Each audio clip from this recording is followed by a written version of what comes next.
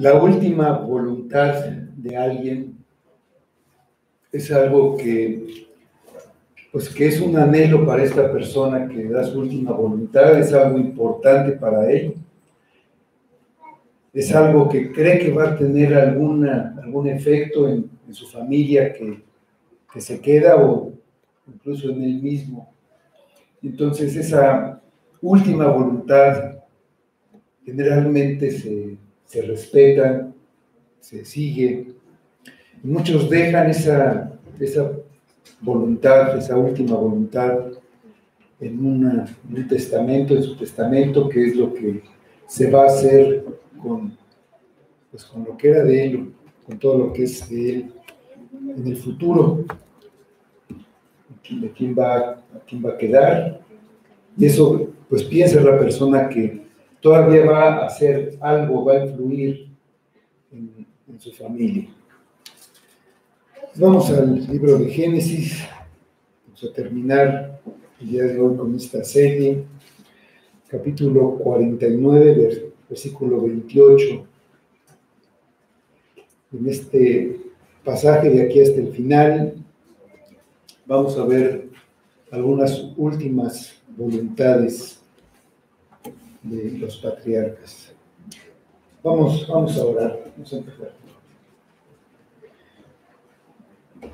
Señor, te damos gracias por tu gracia y tu misericordia, por lo que nos revelas en tu palabra, por lo que ha hecho en nosotros, y sabemos que es solo el comienzo, porque tu obra no termina con nosotros, ninguno ha llegado a donde debe llegar, ninguno es lo que debe ser. Pero pedimos que seamos transformados, que estemos siendo transformados por tu palabra y también por tu Espíritu. Te pedimos tu presencia de esa manera especial, como tú dices, cuando 2 o 3 se reúnen en tu nombre, y eso se refiere a tu iglesia, no a otro lugar, en donde venimos a adorarte, obedeciendo lo que tú nos has mandado, y aquí estamos delante de ti, Señor, para adorarte principalmente, para darte la gloria solamente a ti, obedeciendo tus mandamientos. Obra, Padre, obra en tu iglesia, sosténla, hazla perseverar hasta el final, y que todo eso sea solamente para tu gloria. Lo pedimos todo en el nombre de Cristo. Amén.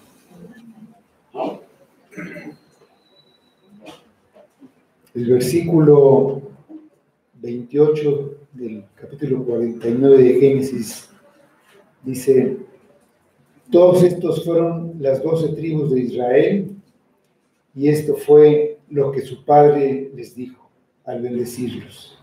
A cada uno por su bendición los bendijo. Pues próximo a morir, Jacob llamó a todos sus hijos para darles la bendición.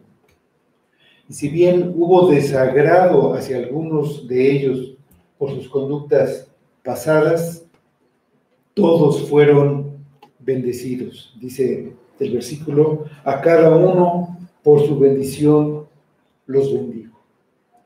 Ninguno de estos hijos fue rechazado como lo fueron otros, como por ejemplo Esaú fue rechazado. Cuando somos reprendidos por la palabra o por una circunstancia por la que estamos pasando en la providencia de Dios, en cuanto tengamos parte en el pacto de Dios, en cuanto tengamos un lugar en su pueblo y esperanza de una herencia en la patria celestial, somos bienaventurados, porque hay una bendición. Las palabras proféticas de Jacob no estaban particularmente dirigidas a cada uno de sus hijos como personas, sino a los descendientes de ellos. Estas palabras iban a fortalecer la fe en la promesa de Dios durante los años que seguían, años de esclavitud en Egipto, y sobre todo por medio de ellas iban a entender que las bendiciones que Dios prometió a Abraham habían sido canalizadas hacia las 12 tribus de Israel, al pueblo de Israel, al pueblo de Dios. Dicen los versículos 29 a 33. Es en la última voluntad de Jacob para su sepultura. Les mandó luego y les dijo: yo voy a ser reunido con mi pueblo.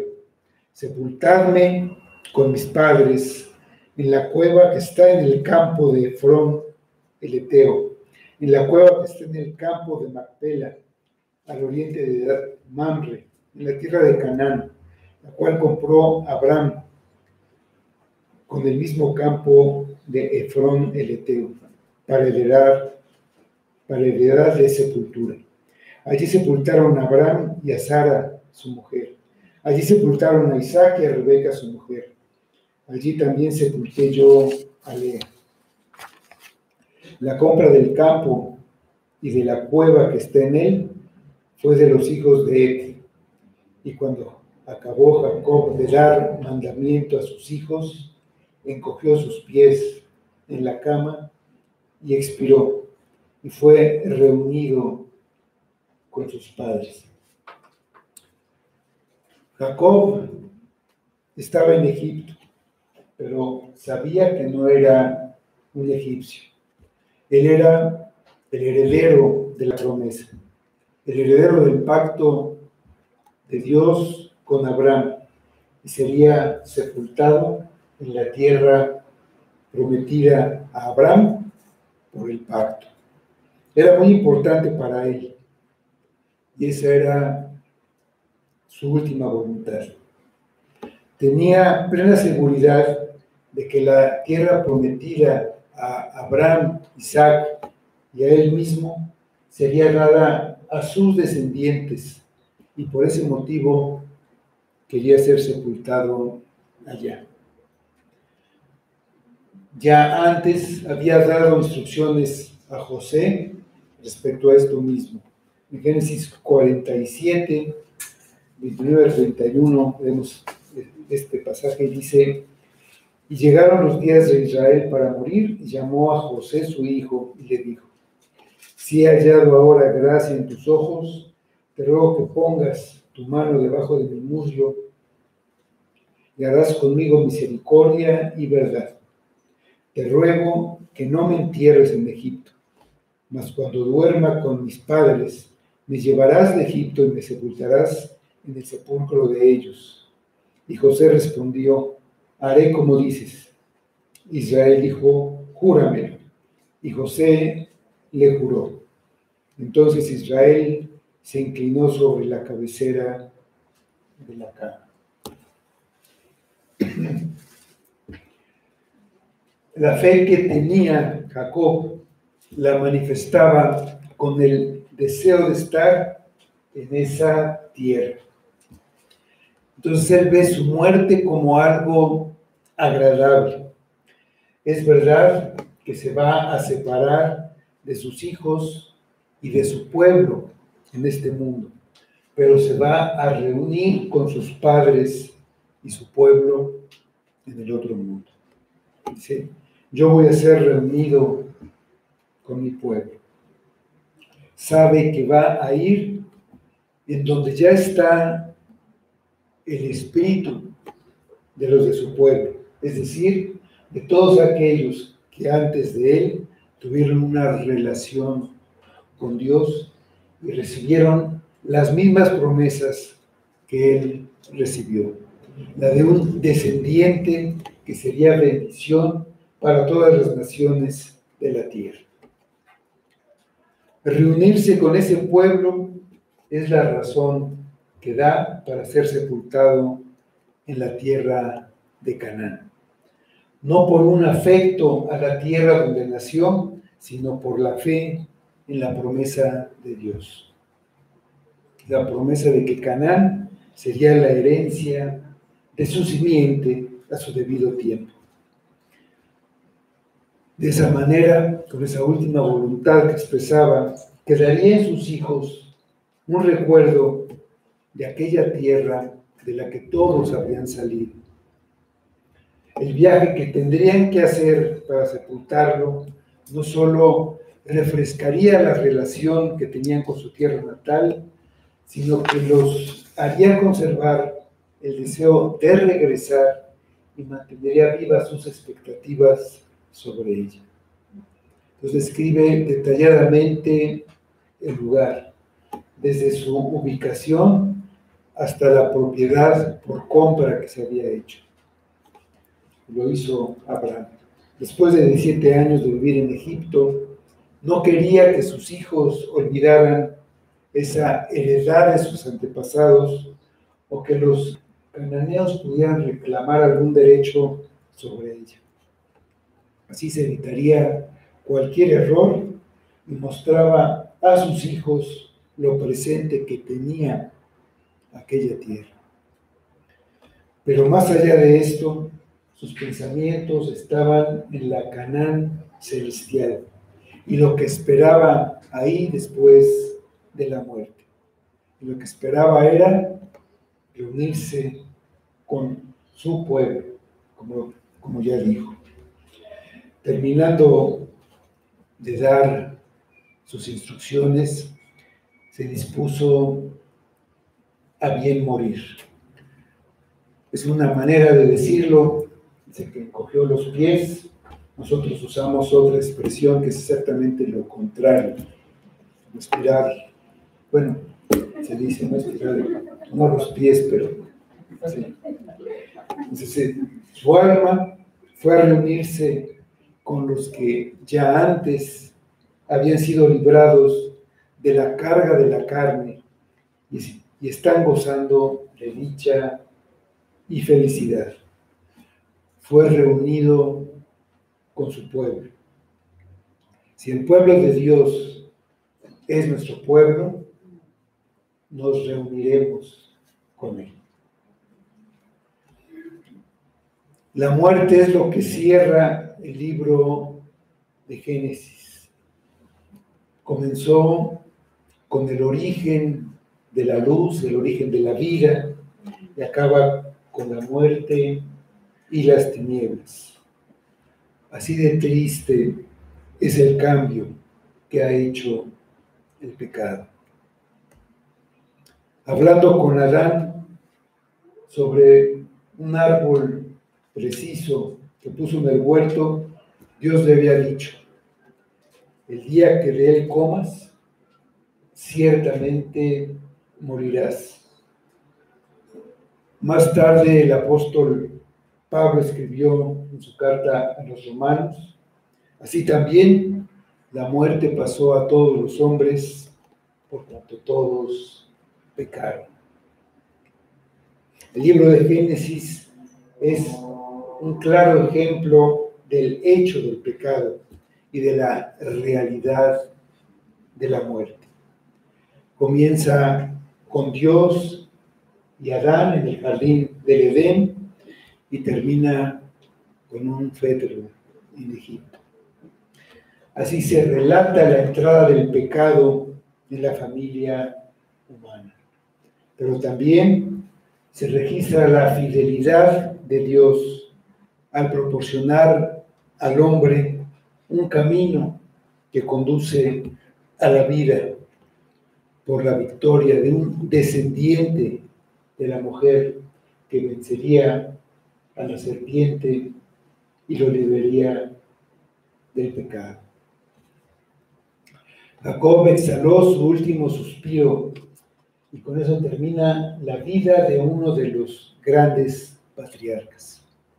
Pero Dios siempre tiene a alguien que continúe guiando a su pueblo que está en el mundo hasta que se cumplan todas las promesas y todo su pueblo se reúna con él. Dice los versículos 1 a 5 del capítulo 50. Entonces se echó José sobre el rostro de su padre y lloró sobre él y lo besó.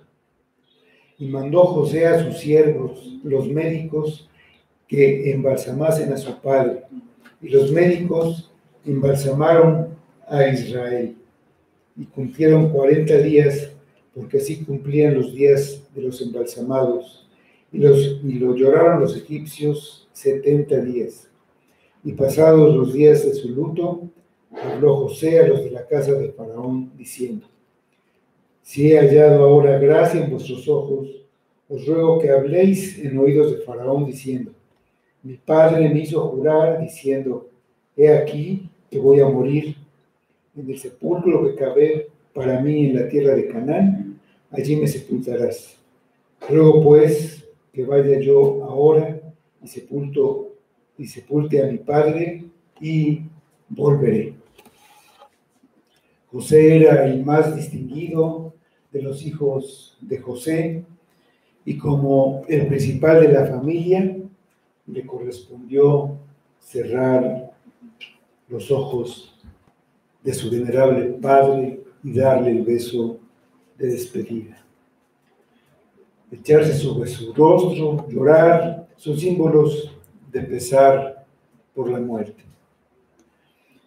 José tenía un gran afecto por su padre y era consciente de que para él y para su familia era una gran pérdida la de un padre piadoso y de oración.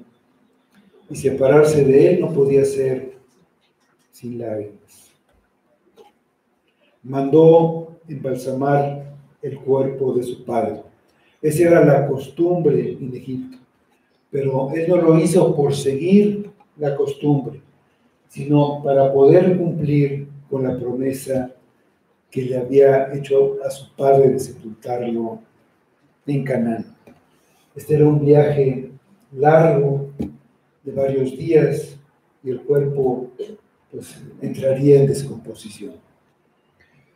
Los egipcios eran expertos en el procedimiento de embalsamar para conservar los cuerpos. Eso era con motivo de su religión. Ellos creían en una vida después de la muerte, pero esa vida dependía de la conservación del cuerpo. Ellos lo conservaban, lo ponían en sarcófagos, en tumbas, y ponían ahí alimentos y hasta dinero que suponían que era necesario para el viaje al más allá. Entonces, le rindieron los más altos honores a Jacob por el respeto que le tenían a José, y también Jacob había llegado a ser querido y admirado por el pueblo egipcio. José había prestado grandes servicios al reino y era el segundo, solo después de Faraón. De hecho, era el salvador del país por su sabio y hábil gobierno. Para un faraón, cuando murió un faraón, los días de luto eran 72. Y el 70 fue un luto público como para un personaje de la realeza. Hay muchos ritos funerarios, entierro o cremación, que son importantes para los deudos, pero el método no es importante. Entre los israelitas, la costumbre era enterrar a los muertos, aunque hay algunas excepciones. El cuerpo de Saúl y sus hijos fue quemado y lo que quedó fue enterrado. Acán, aquel que tomó el manto babilónico, también fue quemado. El destino de los cuerpos, no porque sea quemado, no queden huesos, no quiere decir que no va a haber resurrección para los creyentes ni para los no creyentes. Si nos ponemos a pensar, aquellos amigos de Daniel, Sadrach, Mesec y Abednego, si se hubieran quemado en el horno de fuego, no por eso no iban a resucitar con su cuerpo después. Para la iglesia cristiana, la costumbre fue el entierro, y así fue durante muchos años. La esperanza que tenemos es la resurrección con un cuerpo glorificado. Pero lo que Dios hará, eso de la resurrección de todos los muertos, es por su poder, depende del poder de Dios. Lo importante es que los muertos resucitarán con un cuerpo imperecedero. Dice 1 Corintios 15:53, porque es necesario que esto corruptible se vista de incorrupción y esto mortal se vista de inmortalidad. Ahí está hablando de nuestro cuerpo. Esta transformación visible no depende del estado del cuerpo en el funeral, ni de lo que haya pasado con el cuerpo después, sino de la unión del creyente con Cristo, el único que tiene potestad de dar la vida eterna.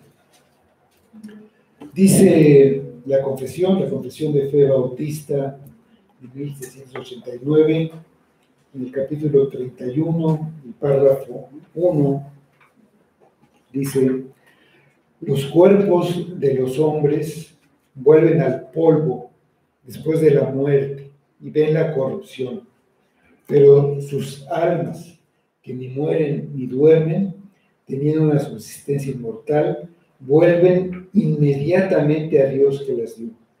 Las almas de los justos, siendo entonces perfeccionadas en santidad, son recibidas en el paraíso, donde están con Cristo y contemplan la faz de Dios en luz y gloria, esperando la plena redención de sus cuerpos. Las almas de los malvados son arrojadas al infierno, donde permanecen atormentadas y envueltas en densas tinieblas, reservadas para el juicio del gran día. Fuera de estos dos lugares, para las almas separadas de sus cuerpos, las Escrituras no admiten ningún otro. Para cumplir el juramento de enterrar a su padre en Canaán, José pidió permiso a Faraón para ausentarse por un tiempo relativamente largo. Él no se presentó personalmente a pedir el permiso, posiblemente porque estaba contaminado ceremonialmente, y él era muy importante en el gobierno, pero su padre le había hecho jurar y él prometió ir y regresar. Dicen los versículos 6 a 14. Y Faraón dijo: ve y sepulta a tu padre como él te hizo jurar. Entonces José subió para sepultar a su padre, y subieron con él todos los siervos de Faraón, los ancianos de su casa, y todos los ancianos de la tierra de Egipto, y toda la casa de José y sus hermanos, y la casa de su padre. Solamente dejaron en la tierra de Gosén sus niños y sus ovejas y sus vacas. Subieron también con él carros y gentes de a caballo, y se hizo un escuadrón muy grande. Y llegaron hasta la era de Atad, que está al otro lado del Jordán, y me echaron allí con grande y muy triste lamentación. Y José hizo a su padre duelo por 7 días. Y viendo los moradores de la tierra, los cananeos, el llanto en la era de Atad, dijeron: llanto grande es este de los egipcios. Por eso fue llamado su nombre Abel Mizraim, que está al otro lado del Jordán. Hicieron pues sus hijos con él según les había mandado, pues lo llevaron sus hijos a la tierra de Canaán y lo sepultaron en la cueva del campo de Macpela, la que había comprado Abraham con el mismo campo, para heredar de sepultura, de Efrón el Eteo, al oriente de Mamre. Y volvió José a Egipto, él y sus hermanos, y todos los que subieron con él a sepultar a su padre, después que lo hubo sepultado. Entonces vemos que Faraón le concedió el permiso, pues le tenía toda la confianza a José, además de que tenía un gran afecto por todo lo que había hecho José por él. La relación que había entre ellos era más que, pues decir, nada más como un trabajador, era de gran amistad. Fue acompañado para la sepultura no solo por su familia, sino por los cortesanos y todos los grandes hombres del reino, en señal de gratitud a José. Mostraron el respeto a su padre por causa suya y lo honraron en su muerte. Iban abundantes carros y jinetes, y no solo para acompañarlos por un tramo del camino, sino para hacer todo el recorrido con ellos. A sus hijos los dejaron en Gosén, también a sus ganados. Esto es significativo porque cuando los israelitas querían salir de Egipto durante el éxodo, Faraón solo quería permitir que nada más los hombres fueran a adorar. Después que dejaran sus ganados, dijeron, bueno, de ahí tenemos que tomar para hacer los sacrificios. Les quería que se quedaran los niños. La relación había cambiado. Querían salir para nunca regresar. Por ahora pensaban regresar y no desconfiaban de los egipcios como para dejar ahí a sus niños y sus ganados. Los egipcios que acompañaron la procesión mostraron el gran respeto que sentían por José. Fue un funeral muy triste. El luto que guardaron fue con gran llanto, un llanto amargo, que aún los habitantes del área notaron. El recuerdo de ese incidente quedó grabado mediante el nuevo nombre que se le dio al lugar. El luto de los egipcios significa. Es correcto llorar por los muertos. Siempre es doloroso separarse de los que amamos. Y a veces hasta se llora en una despedida por un viaje que va a ser prolongado. El mismo Jesús lloró ante la tumba de Lázaro. Dice en Hechos 8:32, y hombres piadosos llevaron a enterrar a Esteban e hicieron gran llanto sobre él. Ya leímos que Jacob no veía tan mal morir él mismo porque iba a reunirse con el pueblo. Y los creyentes se entristecen indudablemente por la separación de un ser querido, pero no deben llorar como los que no tienen esperanza. Nosotros creemos que Jesús resucitó y eso es garantía de que nos reuniremos con los que se fueron antes. La Biblia dice que ellos duermen. Así se describe la muerte física, la del cuerpo. Ya leímos que las almas ni duermen ni les pasa nada, pero el cuerpo sí. Y se va a volver a reunir el cuerpo con el alma. Dice 1 Tesalonicenses 4, dice el versículo 13, tampoco queremos, hermanos, que ignoréis acerca de los que duermen, para que no os entristezcáis, como los otros que no tienen esperanza. Dice el versículo 18, por tanto, alentaos los unos a los otros con estas palabras. Tenemos en el versículo 15 siguientes la última voluntad de Jacob respecto a José. Dice el versículo 15, viendo los hermanos de José que su padre era muerto, dijeron, quizá nos aborrecerá José y nos dará el pago de todo el mal que le hicimos. Al regresar del funeral, los hermanos de José se quedaron en Gosén, que era la primera parte por la que tenían que pasar, y José estaba en la corte en la ciudad real. La conciencia de los hermanos les recordaba cómo habían pecado contra su hermano, que ahora tenía todo el poder en Egipto. Hasta ese momento José no había mostrado la menor intención de vengarse o de hacerles algún mal.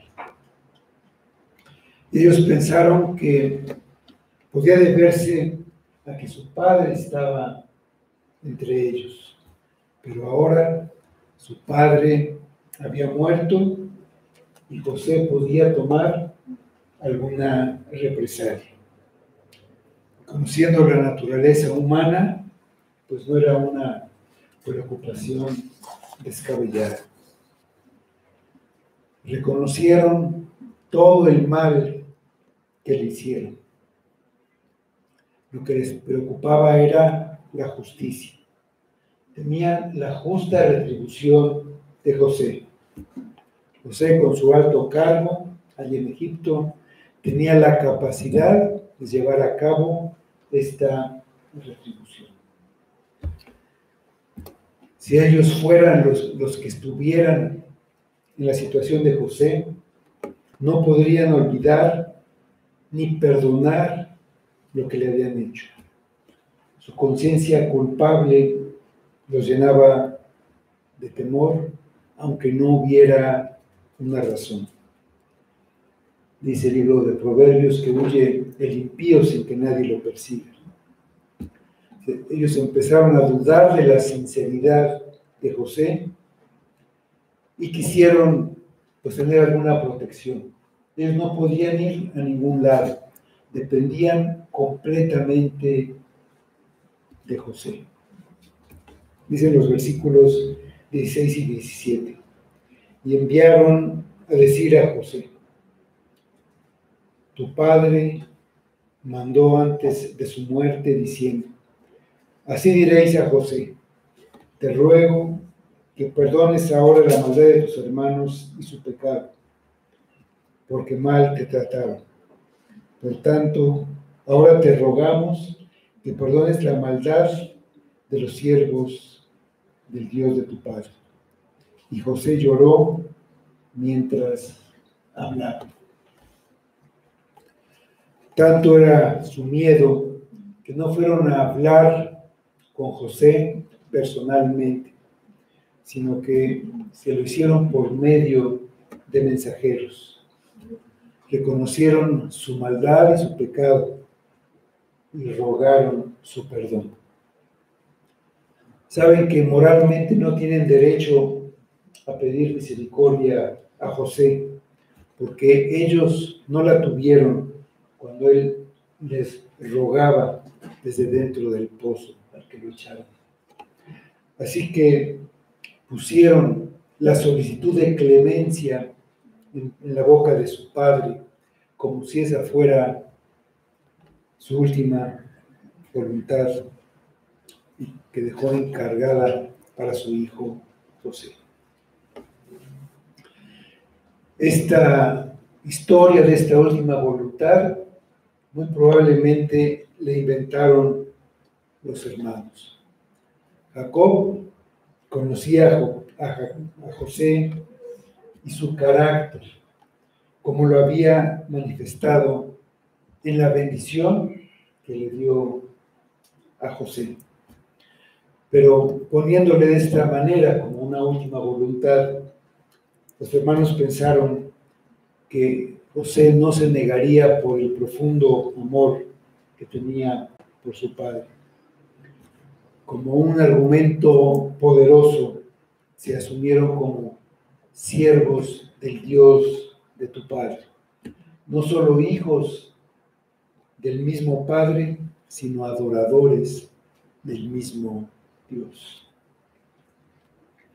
Al oír a los mensajeros, José lloró. Se le hacía difícil creer que sus hermanos pensaran tan mal de él y que dudaran de su carácter, que dudaran de su sinceridad. Durante 17 años los había sustentado a ellos, de sus familias, a sus hijos, y todavía tenían miedo. Por otro lado, le causaba emoción también ver su arrepentimiento por lo que habían hecho y que le pidieran perdón. Esta era la primera vez que pedían el perdón de José. Dicen los versículos 18 a 21, vinieron también sus hermanos y se postraron delante de él y dijeron, henos aquí por siervos tuyos. Y les respondió José, no temáis, ¿acaso estoy yo en lugar de Dios? Vosotros pensasteis mal contra mí, mas Dios lo encaminó a bien, para hacer lo que vemos hoy, para mantener en vida a mucho pueblo.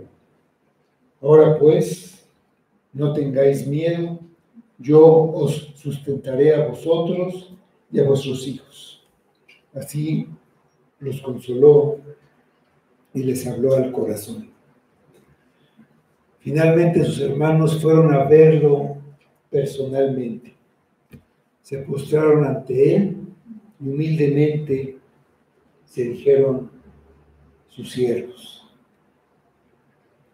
El sol y la luna, sus padres, ya no estaban, pero las 11 estrellas se inclinaron ante él, cumpliendo una vez más su sueño. No deben tener temor. José no se siente superior a ellos. No deben pensar que su seguridad ni su felicidad dependen de tener el favor de José o no. Nuestras vidas no están en manos de los hombres, pero sí están en manos de Dios, quien gobierna todas las cosas para su gloria. Cuando pedimos perdón a alguien que hemos ofendido, debemos hacerlo sinceramente, pero debemos tener cuidado de no ponerlos a ellos en el lugar de Dios, temiendo su ira y solicitando su favor más que el de Dios. Porque arriba de ellos está Dios y es el que inclina hasta el corazón del rey. ¿Acaso estoy yo en lugar de Dios? José sabía que como gobernador de Egipto no estaba en lugar de Dios. No era su deber ni su responsabilidad darles el castigo que merecían sus hermanos. Si el Señor decidía hacerlo, encontraría la manera de darles el pan. Desde una perspectiva humana, José tenía el derecho y la posibilidad de dar el castigo merecido a sus hermanos, pero sabía que Dios era Dios y él no lo era. Solo a Dios pertenece la venganza. Quienes se vengan por sí mismos se están poniendo en lugar de Dios. Dice Romanos 12, 19. No os venguéis vosotros mismos, amados míos, sino dejad lugar a la ira de Dios, porque escrito está: mía es la venganza, yo pagaré, dice el Señor. Muchos eran los que habían pecado contra José, y teniendo todo el poder, nunca se vengó de nadie. Siempre puso la solución de las cosas en manos de Dios. Había comprobado a lo largo de su vida que en todo lo que pasaba, Dios estaba detrás y tenía un propósito en todo lo que pasaba. Muchas veces, de una manera inesperada y sorprendente, hacía lo que él quería. Todo terminaba dándole la gloria a aquel que hacía tales maravillas. Y se los demuestra con unos hechos que ellos conocen muy bien. Ellos pensaron mal, quisieron frustrar el cumplimiento de los sueños de José, y para hacerlo idearon un plan muy malvado, sin que les importara ni la vida de su hermano ni el sufrimiento de su padre. Pero Dios lo encaminó a bien. No solamente para que de esa manera se cumpliera el sueño, sino mucho más allá, para hacer de José una mayor bendición para su familia. Era una bendición mayor de la que hubiera podido ser de cualquier otra manera. José veía la mano de Dios en su vida y en todas sus circunstancias. Si nosotros, por fe, pudiéramos reconocer la mano invisible de Dios en nuestras vidas, viviríamos seguros y confiados, teniendo gozo y esperanza. Cuando Dios usa las acciones de los hombres para el cumplimiento de su propósito, es común que a veces Él pretenda una cosa y ellos otra, muchas veces lo contrario, pero el consejo de Dios es el que permanecerá. Además, frecuentemente Dios saca bien del mal y ejecuta los planes de su providencia, aún por medio de los pecados de los hombres. No que sea el autor del pecado, sino que en su infinita sabiduría, de tal manera gobierna los acontecimientos y los dirige para que al final todo sea para su gloria y acaba en su alabanza. Incluso lo que por su propia naturaleza tenía un propósito de maldad. Un ejemplo de eso lo tenemos con Cristo, su muerte, que fue para la salvación de su pueblo, usando el odio de los sacerdotes, de su mismo pueblo también, de los romanos, todo para el propósito de Dios. Dice Hechos 2, versículos 22 a 24. Está predicando Pedro y dice: varones israelitas, oíd estas palabras.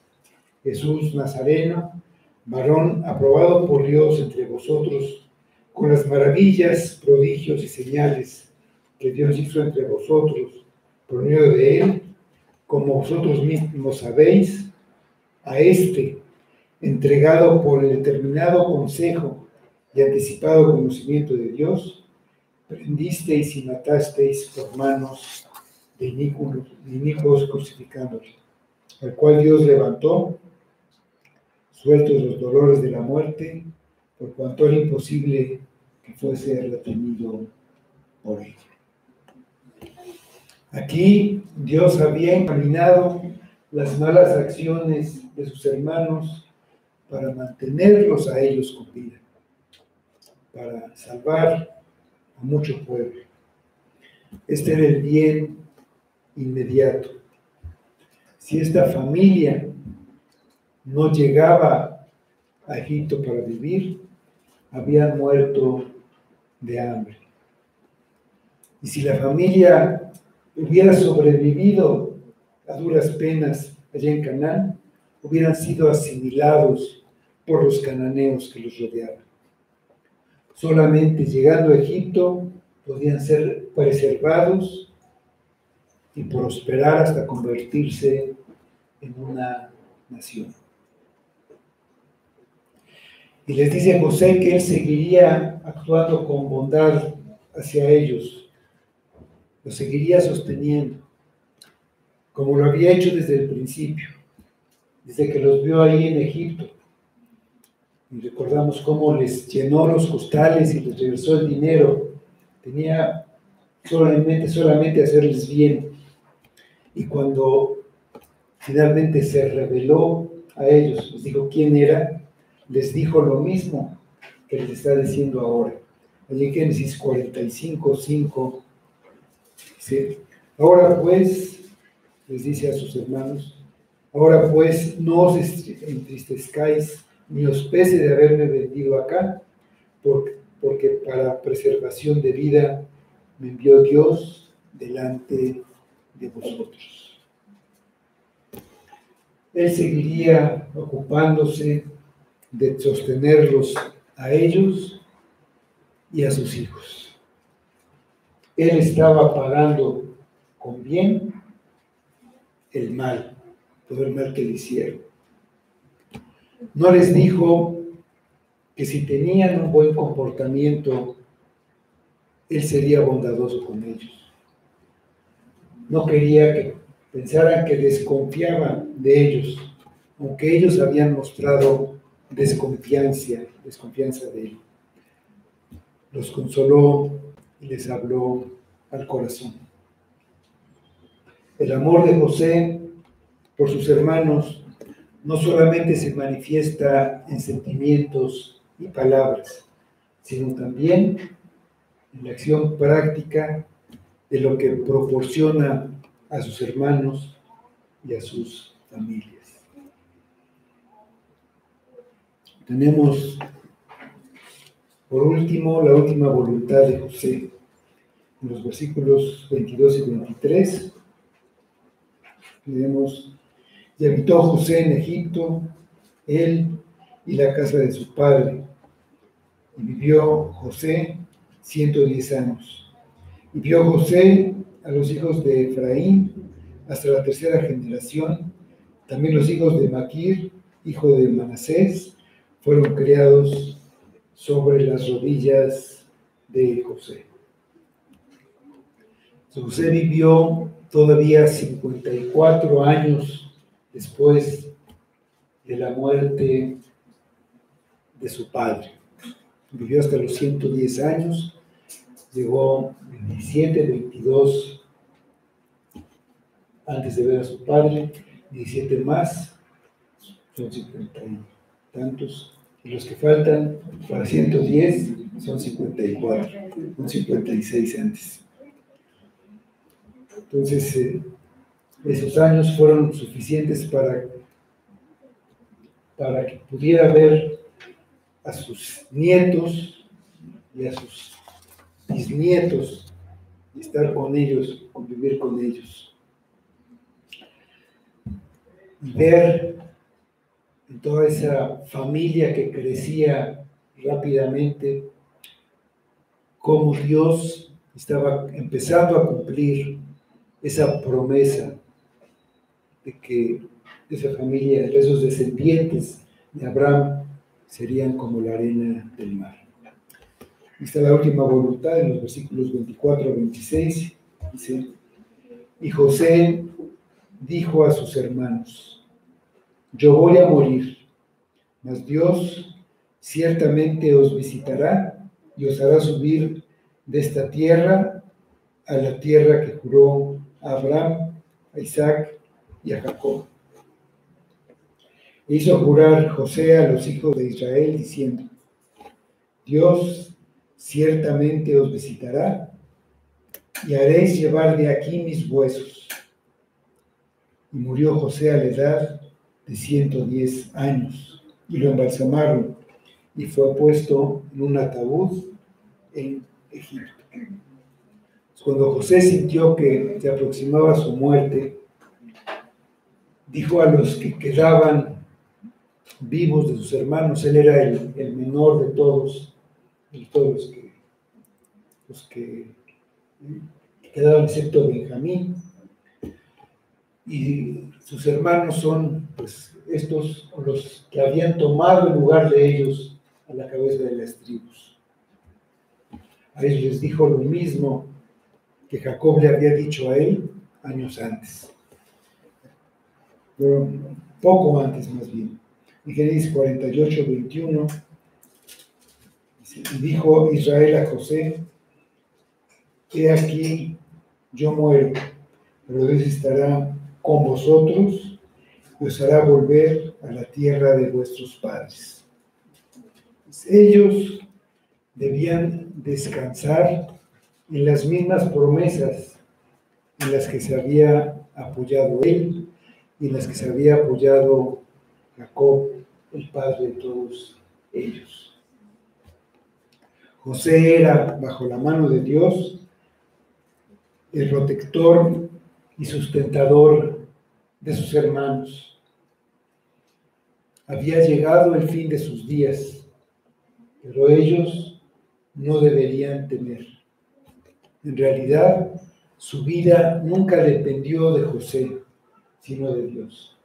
Y así sería. Dios los visitaría después de que José ya no estaba. Estaría con ellos. Los haría subir de Egipto a la tierra que juró a Abraham, a Isaac y Jacob. Con esas palabras, ellos deben recordar siempre que esa tierra en la que están no es su tierra. Deben poner sus corazones en la tierra prometida. Esa es la vida de fe de todo creyente. Una vida de peregrino en este mundo, con los ojos puestos en las promesas y en esa tierra, en la patria celestial. Su última voluntad proviene de su fe. Da por hecho lo que sucederá dentro de 400 años. Él no pidió que los llevaran a enterrar a Canaán, como había pedido su padre Jacob, sino que les dice que cuando Dios los visite para llevarlos allá, entonces llevaran sus huesos con ellos. Su confianza está en las promesas. Vamos al libro de Hebreos. Hemos ya visto que ahí habla de la fe y lo que destaca de la fe de los patriarcas. Aquí tenemos lo que destaca de la fe de José. Y lo que destaca es eso. Dice, por la fe, José, al morir, mencionó la salida de los hijos de Israel y dio mandamiento acerca de sus huesos. José quería estar con su pueblo en la tierra prometida, aunque fuera después de su muerte. Su petición se cumplió. Moisés llevó los huesos de José cuando los israelitas salieron de la tierra de Egipto. Todavía años después, 40 años después, Josué sepultó sus restos en Siquem. El papel de la fe es fundamental en el libro de Génesis. Si algo se ha destacado es esa fe que alentó y hizo perseverar a los patriarcas. Pues vemos que la fe que tenían los patriarcas se traducía en acciones que tomaron durante su vida. Es decir, su fe tuvo fruto. Alguien puede engañarse y pensar que tiene fe, pero si esa fe no da un fruto de arrepentimiento y de obediencia, no es fe en absoluto. Lo que tú crees te lleva a hacer o a no hacer algo. Alguien que cree que una vacuna lo salvará de la enfermedad, pues va a hacer hasta lo imposible por ponerse esa vacuna. Si hay que hacer filas, pues hará desde el día anterior. Si hay que pagar algo, por muy caro que sea, pues a ver cómo le hacen, pero va a pagar el precio. Por el contrario, alguien que cree que la vacuna le va a cambiar el ADN y que por eso lo van a poder controlar, pues entonces no se va a poner la vacuna, va a huir o a esconder con tal de no ponerse. Pues lo que crees te mueve a una acción, en un sentido o en otro. Desde Noé, Abraham, Jacob, desde antes, Abel, todos creían en la simiente prometida, esa que prometió a Adán después de la caída. Creían en la patria celestial, en la resurrección, y por eso vivieron como peregrinos. ¿Tú crees las promesas? ¿Crees en esa simiente que es Cristo? ¿Tú crees verdaderamente en la soberanía de Dios? ¿Crees que te visitará para hacerte subir a reunirte con tu pueblo? ¿Tu vida refleja lo que dices creer? Si no, arrepiéntete de tu incredulidad y voltea a ver a Cristo. Esa es la promesa en la que hay que creer. El Salvador de su pueblo ya vino y murió en tu lugar para darte vida, pagando por el castigo que merecen tus pecados. Ya venció a la muerte y al pecado. Ya resucitó y va a reunir a todo su pueblo con él en la patria celestial. ¿Estarás ahí? Los que van a Cristo en arrepentimiento y fe son los de su pueblo. Ellos son adoptados por Dios como hijos. Y son el pueblo de Cristo. Vamos ahora. Señor, te damos gracias nuevamente por este tiempo de adoración que hemos podido tener juntos. Un tiempo que básicamente es para ti, para tu gloria, pero que al tenerlo, al obedecerte en lo que tú nos has mandado, somos grandemente bendecidos. Ayúdanos, Padre, y dale poder a tu palabra. Haz que la creamos porque es verdad. Danos la fe que no tenemos. Fortalece nuestra fe, que nuestra vida es esas circunstancias difíciles, esas tribulaciones que purifican nuestra fe cuando ponemos nuestra confianza en Cristo. Y que lo que esperamos, lo que deseamos no está aquí. Prepáranos, Padre, ayúdanos para desear estar reunidos con nuestro pueblo, nuestro verdadero pueblo. Y pedimos que todo sea para tu gloria y lo pedimos en nombre de Cristo. Amén.